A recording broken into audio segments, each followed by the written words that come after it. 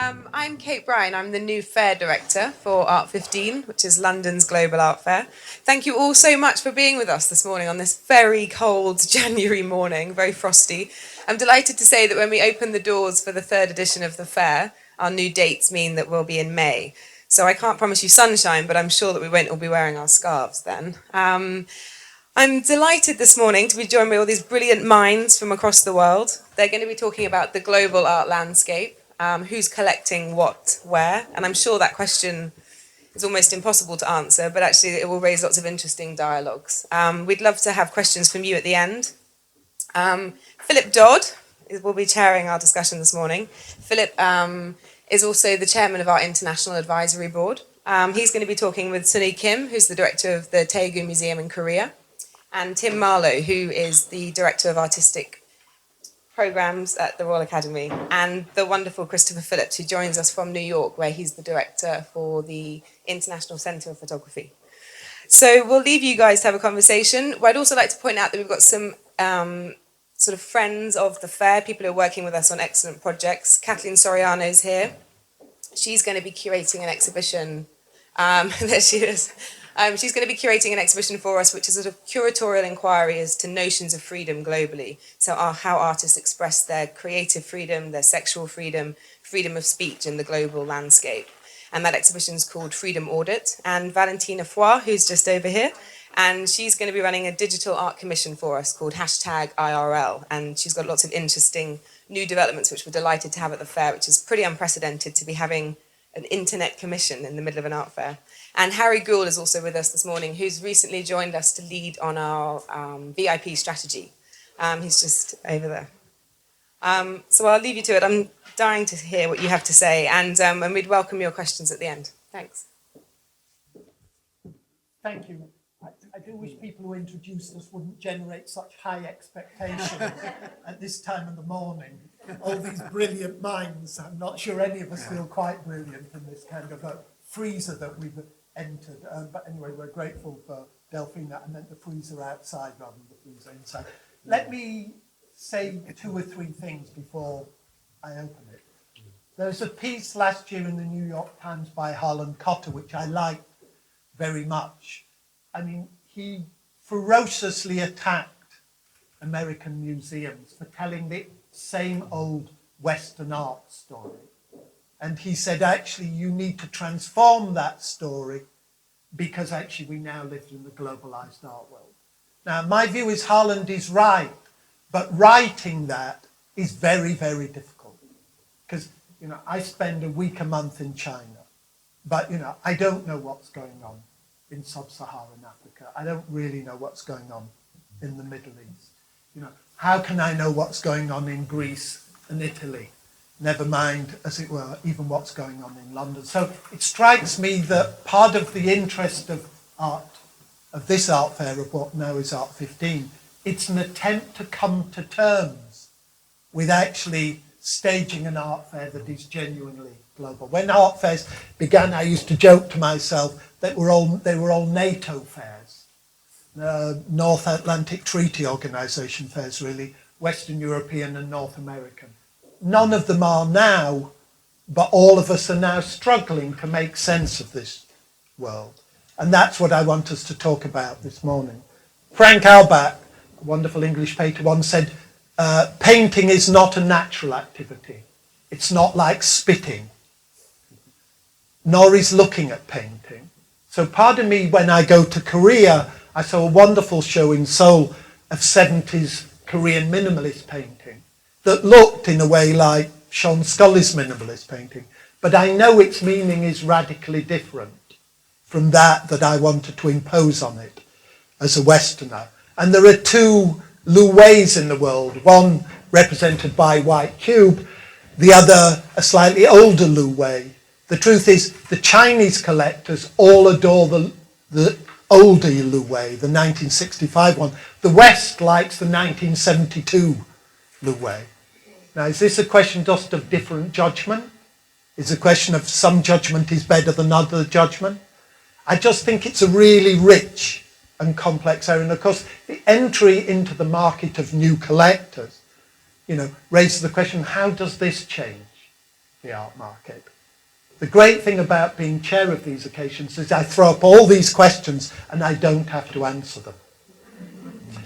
So I suppose I want to ask each of you, and Sunhee, as well as being in Daegu, was the senior curator at the Mori in Japan and was the director of the Shanghai Himalayas in Shanghai, China. So she knows that area of the world well, but also her museum in the next year will show a big show of Yinka Shonobara and Andreas Gursky, as well as a Li Yufan show. So here's a museum trying to make sense, in the sense of the global world. So, and Christopher spends a lot of his time, I bump into him much more in China than I do in New York. And Tim, both in his work at the White Cube and also now at the Royal Academy, is having to think through these issues. So, Christopher, I want to start with you. How do you think access to a globalized art world is changing collecting patterns? I think that's happening in a couple of ways. Certainly a lot of individual collectors are traveling constantly, those who really get the urge to know what's going on, not only in their home country, but in Africa, in Latin America, in Asia. Those collectors... Are you speaking mostly of American collectors for the moment? No, I'm thinking about American and European and increasingly Asian collectors. You see them at every art fair, or you see their art advisors. They are constantly amassing information and doing visits with artists. Some of the best informed art people anywhere in the world are the active collectors who have the time, the means, and the strong urge to know and follow what is happening around the world. At the same time, artists from everywhere in the world are constantly on the move today. I work in New York, and a day doesn't go by when I receive a visit from an artist from Shanghai, an artist from Cape Town, an artist from Moscow, and so on. So there is an extraordinary new network of information that's being conveyed. It's still very much, I think, done at a personal level. There are no existing websites or magazines or more organized journalistic ways to really inform yourself about what's happening on local scenes around the world. It's interesting what Christopher says. The variable he's left out is mentioned collectors and artists. Those poor old 20th century figures called critics do strike me as slightly less important than they did. I'm not sure there'll ever be another Clement Greenberg defining the nature of art. It may be collectors in part are taking that role. Sunhee, from Korea, how do you think the globalized art world is changing collecting patterns in your part of the world? I'm quite... Sunhee tells me she's very nervous. Yes. I also have known her for a very long time and she's no need to be nervous. Also, I'm not so familiar with this kind of situation because I realize I'm the only person from Far East country today. And also this kind of exhibition working as a selection committee was a first time for me.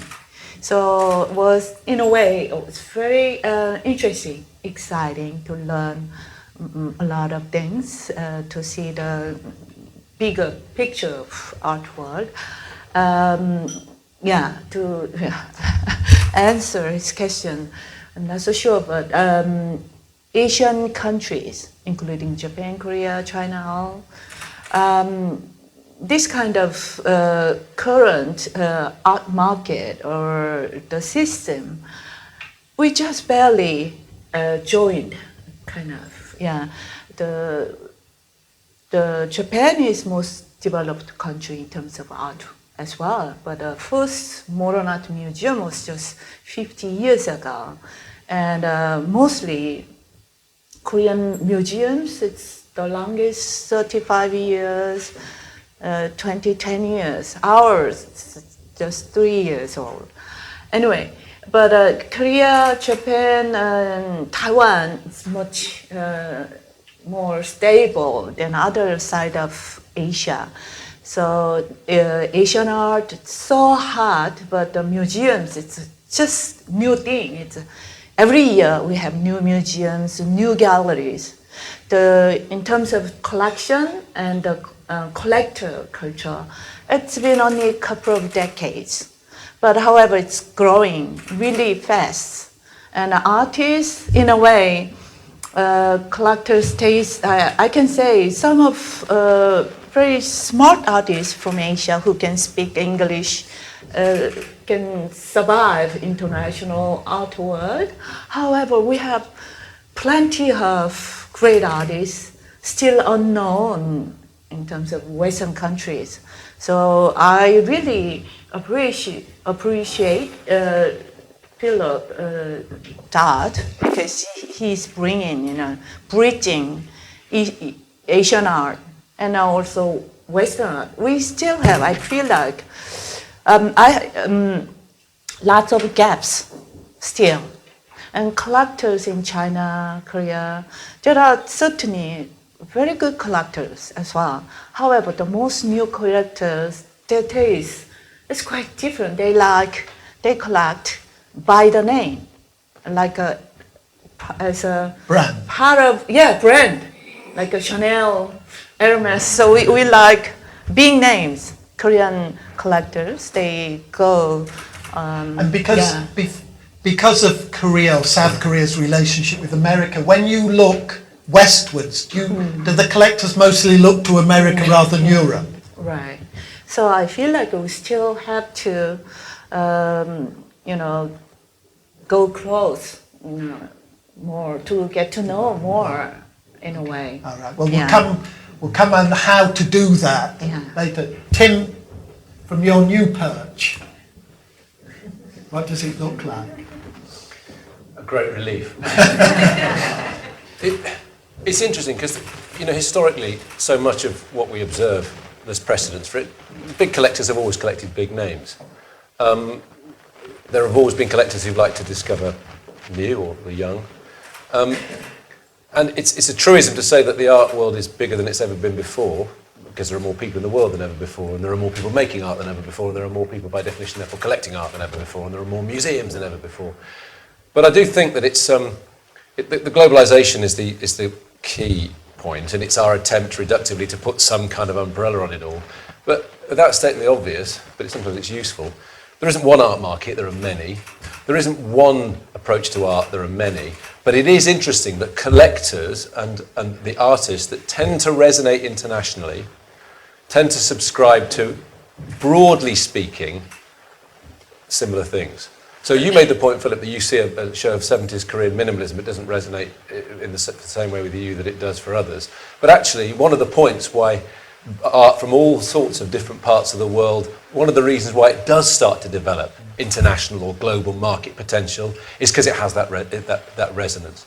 And it's equally, I'm not impugning the motives of artists, but there's a lot of successful artists who feel compelled for all sorts of reasons to deal with the issue of cultural identity and globalization, and that chimes with the international art market and its desire for a kind of reductive umbrella for all pluralism. So it's like wading through treacle, isn't it, trying to make sense of it all. But what interests me about the context that we're talking today is that art fairs have expanded as much as biennales in the last 10 years or so. Art fairs in different parts of the world have brought different clients to various galleries, particularly Western galleries. But also it's exposed the Western galleries to what's going on, both amongst collectors, critics, curators, artists, and galleries in those territories. What's then interesting is that an art fair like the one that Kate is now trying to remould is that you bring that global identity to a city like London, which seems to make sense to me because London is officially the most culturally diverse city in the world. And it's an interesting symbiosis between what the art fair originally was and how it's evolved and what it is now. And my final observation, you talk about the critic as a 20th century model. I don't think there's ever been anyone like Greenberg, maybe Fry before, but I think you overlook the curator. I think the cult of the curator and the curator's power to mould, there is a kind of biennale culture that I celebrate, and I'm also fearful of, that is as big an orthodoxy as there has ever been in the art world. There is a certain kind of art, which, wherever it is made, could be Tasmania, could be Korea, could be in sub-Saharan Africa, could be in Glasgow, that reverberates curatorially and often it is the kind of art that's shown. So those are my splurged thoughts. There's a great Italian comic who all Italians know called Toto, who nobody else ever pays any attention to. Does that mean he's not as great as Fellini? Because everybody knows Fellini. Or it goes back to what Sunhee was saying, which is there are wonderful Korean artists who, for reasons that are quite complex, just don't travel as well, and don't travel as well as some of the people. And does it matter? Why should they travel? Why do all countries have to reverberate equally? It's the kind of BBC World Service syndrome, isn't it? It is, but the danger is I have very good British artist friends who are living on poverty wages, precisely because, you know, they can't get into this bigger globalised art world. Christopher, you have anything to add to this?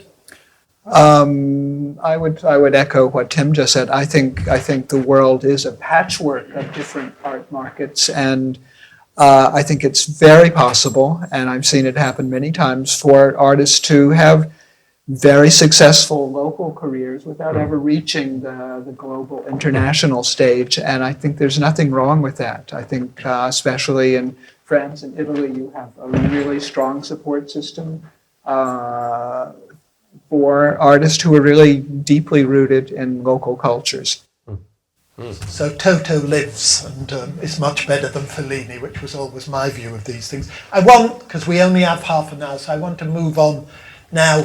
We've all talked about art fairs, and I think it was, I hope I'm not impugning him, that the director of the Reina Sofia, who was less than kind with art fairs, I don't think he quite called them evil, but he gave that impression. And there is now a tension between, as it were, the professionalised art world that museums represent and a newly professionalised art world that fairs represent.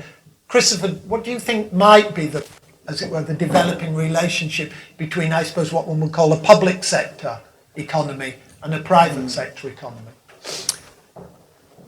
Well, I think from my perch in New York, over the last 10 years, I think there is clearly a growing awareness that the different segments of the art world all form one ecology, and we all must learn to live and collaborate with one another if we're all going to survive. So Can you give me an example of how that happens and where that happens in New York?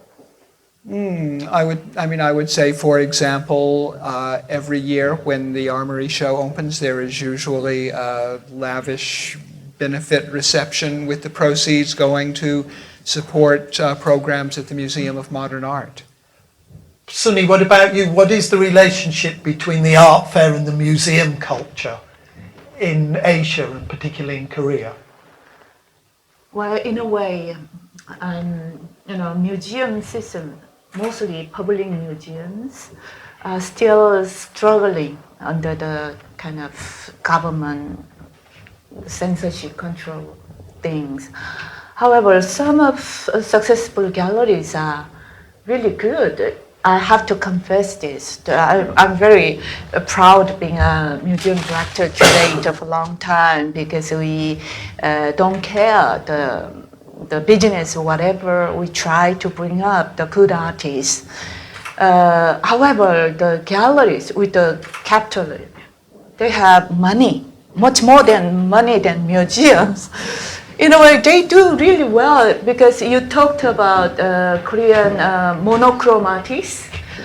They are, at the moment, artists at age 80s, 90s.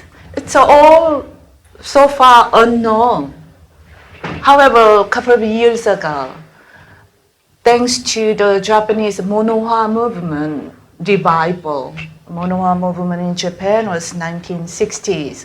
But all of a sudden in New York, they have nice monohwa exhibition, and after, they realize we also have monochrome movement at that time. So all of a sudden, monochrome movement everywhere, exhibitions in New York, here, there, here. they've been suffered a lot. You know, so many monoha artists, they were keeping, you know, more than 1,000 pieces painting. Some Ha Jong-hyun was keeping 1,300 pieces of painting by himself. There are no business at all lately.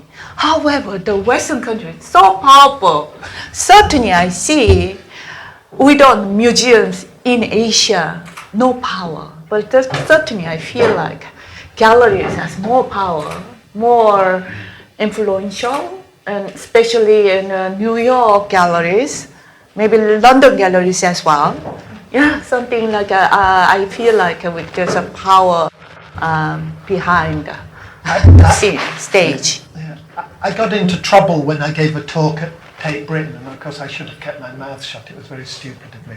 By saying that I thought globally White Cube dissolved and disseminated Britishness much more than Tate Britain did, which you can imagine went down like a bowl of sick. I'm trying to confess it just to demonstrate my stupidity about these things. On the other hand, actually, tragically, or for the good, I believe that it's the case. And it's interesting what Sunhee says about the power of commercial galleries, and not only their commercial power, but their power sometimes to, as it were, put on a global stage movements that actually have not been on that global stage. You've been in both sectors. Yeah.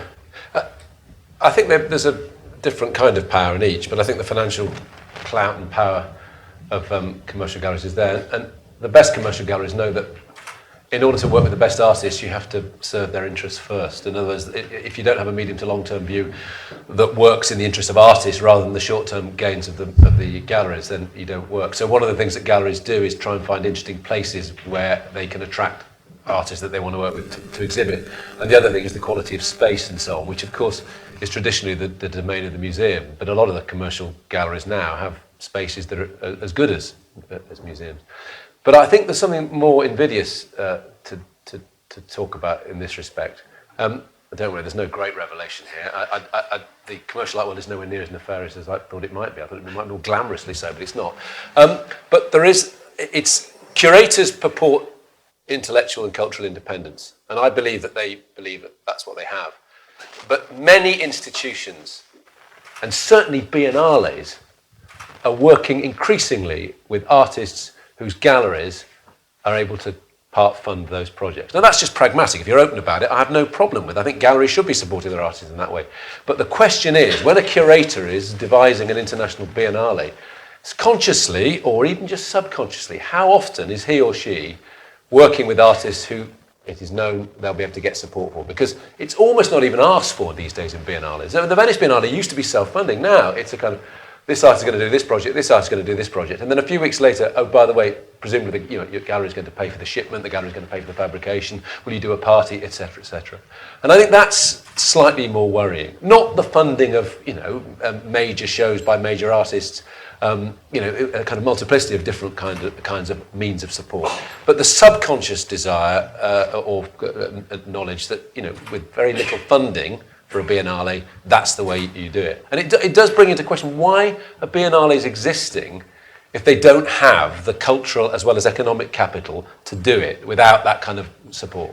But it's not only biennales, it's big museums too. In other words, and I think what you're asking for is a kind of transparency. Yeah. Do you know what I mean? Which is sadly lacking largely. I want to ask each of them before we finish, what is the one thing that they think can educate people about art that they don't know? But before we do, are there questions from the audience? And I need you all to be as brief and eloquent as Billie Holiday when you ask them. Here in the front. Yeah, I'd really be interested to know to what extent, when you think that the Impressionists were colossally influenced by the Japanese after the opening up of Japan in the 19th century, I'd really like to know whether the panelists think that Western artists are now becoming influenced by what's going on in the Middle East, and particularly the market is involved as well, because there's rising prices as well. Are they doing work that reflects in the same way as happening? I think it's still a little too early to see that happening. What I do know is that more and more European and North American artists are spending time in residencies throughout Asia. And I think in the next 5 to 10 years, you will start to see some results visibly coming out of that.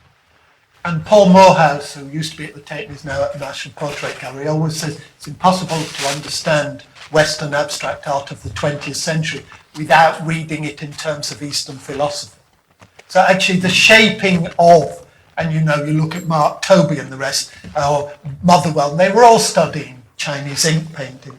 So I think we're 2 generations of PhD students away from actually seeing what is the relationship between Asia and the West. But Sunhee, do you think it's true now that Western artists, are increasingly interested in nature and that will have some effects on their art? Well, actually, it's really a lot. Fundamentally, the Asian art tradition just simply finished. And then we just accept the Western art as a contemporary art. Chinese contemporary art history is about less than 40 years now. But that means the starting point is they just abandon their own art, and then we started Western art as a copying Western history, so and so. So still, museums like us, the Western museum, it's a good model museum for Korean and Asian museums, and Western galleries are good models for Korean galleries, and all, not only, don't need to become a, residency artist in Asia, but it's we are always watching, studying in Western art culture system infrastructure as well. Biennales, we didn't have any museum. But do you think now it's beginning to turn? Do you think Western artists are now beginning to be influenced by Asian cultures? Yeah. Some yes. Give me an example, Sunhee, if you can. We see, the calligraphy art is totally accepted in different way in Western countries. That's artists. Ink art is very important. Tim, do you have anything to say on this? Yeah, I'm not sure that they are in that kind of way. I think if you go back to Georgina's point, it's well made, but the interest in Japanese art, a lot of it coincided with the development of photography, cropping and flattening and so on. And it's interesting now that photography disseminates images, in the digital age. I think artists it's more globalization, it's more the bombardment of images and the exposure to all sorts of different cultures seemingly at the same time.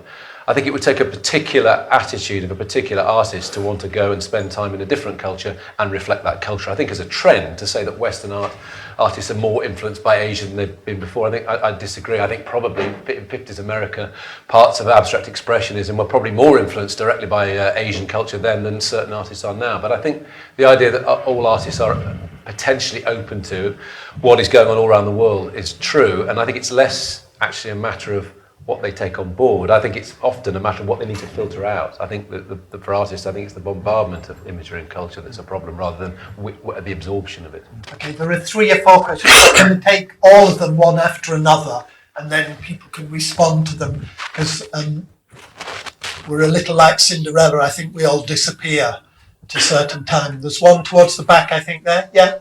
Yeah, Mike Von Joel from State Media. When did the panel think that art became part of the entertainment industry? Okay, so that's one. I think there's another way of reforming it, if. I think Rubens was, Inigo Jones and the Mask of Rubens, so probably in the 17th century, is my answer. Question here. I judged the Young Masters Art Prize last year. 4,500 with 422 entrants. Issues off our Western radar screen, new creative forms. I turn from that to what I think is absolutely nasty and stupid in the form of the market in contemporary art, which at its top 10% of prices has become rotten and absurd and manipulative. Is this a question? It is. Wouldn't we all agree, Godfrey? Yeah. Yes. Not just for brand names, but for manipulations and the fantastic gap between American values, and the rest of the world's. And my question is, we use this casual word, collectors. Do any of you think that we are talking about collectors in the old meaning of that word, as opposed to get-rich-quick merchants at the top of the market? Christopher, I think America's just been impugned, so we should... I have a feeling there are some speculators loose in the art market, but I think there are far more serious collectors who are amassing very substantial assemblages of art than the speculators. Which country do you find them in? I'm talking about the U.S., which is what I know the best. Read Michael Baxendorf's painting in 14th century Florence, which you probably know. If you want to understand how art has been used historically, it's been used and abused in all kinds of ways. I shall be in Venice in about 10 days' time. Wonderful place to go. What the Doges were doing with art in the 14th century beggars belief. But it's interesting that, but a journalist has informed us, Godfrey, it's interesting how, passionately angry he is about it all, but the way the market's reported, or the way that we deal with the market is, by definition, skewed. That top 1% that you talk about. In answer to your question, yes, of course there are people who collect in that connoisseurial way, or in that desire to explore something new. One of the things about recession, as far as the market is concerned, is that there are many collectors who then look to young art, to emerging art, and so on. And the art market, the art world, is endlessly replenishing. I wouldn't feel quite so depressed about the whole world. I think there are many people who collect with integrity. It's just that we're 98%, yeah. But there is another observation to make, that most of the people who are accused of market speculation, collector market speculation, if you look at the businesses that they've come from previously, if you're a hedge fund or oil trader or whatever, you can make an infinitely greater amount of money on the speculations of your job than you can on an art market. It is often chump change. You can lose a lot of money. Jane from the BN, you want to make an observational question? Observation. It's a simple question. It's just, why do you think Ai Weiwei is the only Chinese contemporary artist that most people have ever heard of? And do you think he's any good? Sunhee?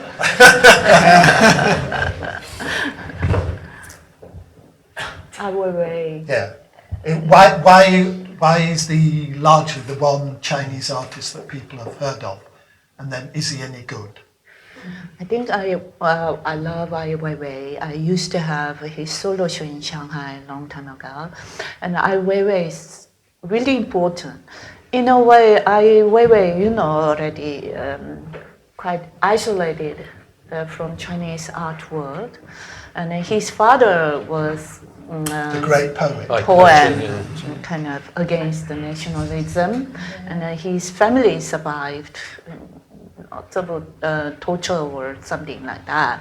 So his work is quite different from other artists' works. He's been suffered. He's been kicked out, and he barely survived. But there are some mostly German collectors and art lovers of Ai Weiwei supported him.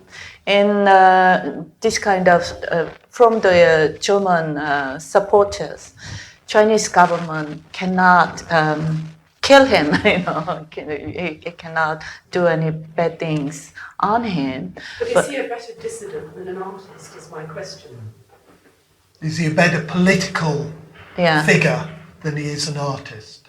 No, his art, he has an amazing intellectual sense. He's been studying a lot. He's very smart. He's using this kind of political issues, of course, yes, but he has a big knowledge of tradition, all art history. He's, in a way, deal with it as kind of contemporary art from a long perspective of art history as well. I'm not going to ask Tim this since Tim's staging an exhibition of Ai Weiwei. Christopher?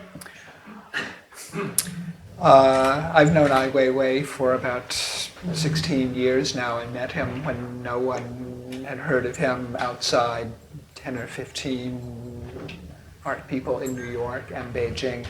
He has always been very modest in public about his stature as an artist. He has always acknowledged his debt to Marcel Duchamp and a host of others. I think for very personal reasons, he has propelled himself into the realms of dissident art.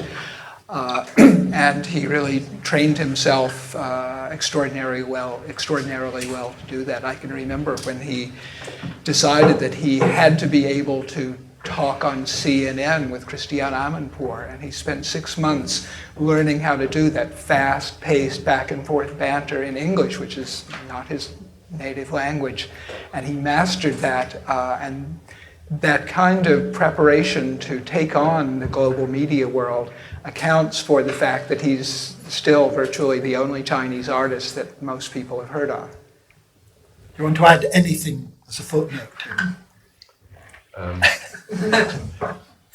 Yeah, it's a very smart but polarising question. The answer would be both. I think the reason you could say it's not his fault or it's not his success either that he's as known as he is. He didn't ask to be.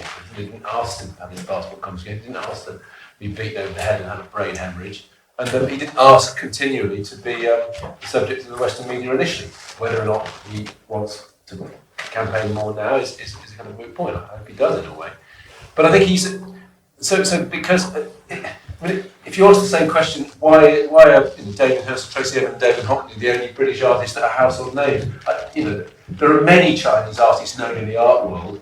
There's probably only one Chinese artist known in the vast majority of people who did a survey, but there's probably only 3 British artists known in that survey as well, or how many American artists, Andy Warhol's dead or whatever. I mean, remember when that brilliantly spoof poll was done from the Islington Art Fair about 10 years ago. The PR company did it, and it was reported verbatim by all colours.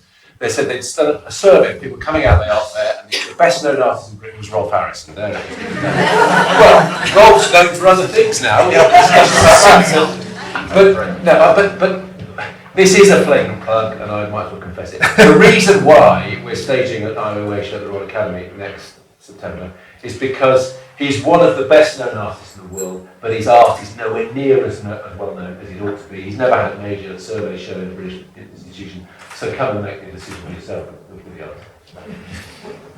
2 just additional things. Wang Gongyi, a very fine Chinese artist, said, the problem with Chinese art, none of us know we're any good because we haven't got the quality of criticism to be able to, as it were, help us understand that. Can I tell you Ai Weiwei stuff very brief? Ai Weiwei, when he went to New York, we went there in the early 90s.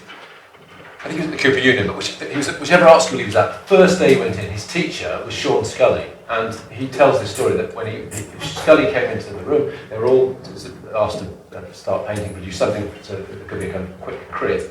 And Ai Weiwei, so he did a couple of watercolours to show his sort of dexterity and the traditions from which he came. And Sean Scully looked at it and said, "That's the worst painting I've ever seen." And Ai Weiwei said that was the best criticism he ever had, and he learned very strongly. There might be a bit of dual mythology going on there, but it's a good story. Well, there isn't. Let me just add, I've just curated a big Sean Scully retrospective in China, and Ai Weiwei turned up at Sean's lecture at CAFA in Beijing. And what was fascinating is the Chinese audience was entirely indifferent to Weiwei's presence. The Westerners couldn't take their eyes off it. Yeah. There's that Although I've kind of had paradox. dinner with Weiwei recently in Beijing, and 3 or 4 people, young Chinese people, came up to him, talked to him, wanted him to sign things. Yeah. I mean, I don't know. Yeah, he's a complex figure. Yes. Okay, listen, we're coming to the end, I'm afraid. So I want to ask each of you, Christopher, what is the one thing that you think maybe Art15 could do to educate its visitors to know what they're looking at? That's a very big question. I think based on the previous 2 editions, Art13 and Art14, What I noticed was the extraordinary efforts of the gallerists themselves to engage with the public and to continually be explaining and re-explaining and answering questions. And that was the most extraordinarily hopeful sign that I saw at the previous two editions. Sunhee? I may, in terms of the Asian art, Sure. I think it's very, very important. Here for Art15, I saw yesterday there are plenty of, I was actually surprised to see it's very ambitious emerging galleries are participating. And they are showing same way, like ambitious emerging artists. And not like well-established Western art fair, like Basel. They only give just 2 spaces for the Korea, it's fixed, there's no change. 10 years, 20 years, they're always there, and other galleries cannot get in. And the 2 galleries are showing expensive ones. So in a way, as a museum director, I'm not so happy to see this kind of situation. So, but here, Art15, they have wonderful, this kind of emerging artists. I see the big picture, Hope, really nice. Tim? Appoint a brilliant, smart, young, visionary new director. Oh no, you've just done that. Well, I don't know, we'll see.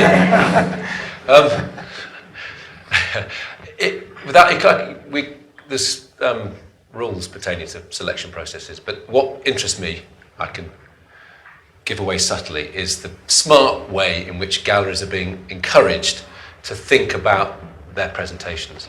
Rather than big ragbag supermarket style booths, there's a very intelligent, subtle, discursive approach to suggesting that individual galleries are quite focused on what they do and how they do it. And I think if a lot of galleries are more coherent at any art fair, I think that makes it much easier for people going around. So I think that would be my suggestion, and it seems to be happening. Could I thank the audience? I'm sorry I haven't had time to answer or to let everybody speak. Can I thank, obviously, Sunhee Kim, who's come rather a long way from Daegu in Korea. Can I thank Christopher Phillips from New York? And can I thank Tim Marlow from around the corner? Thank you.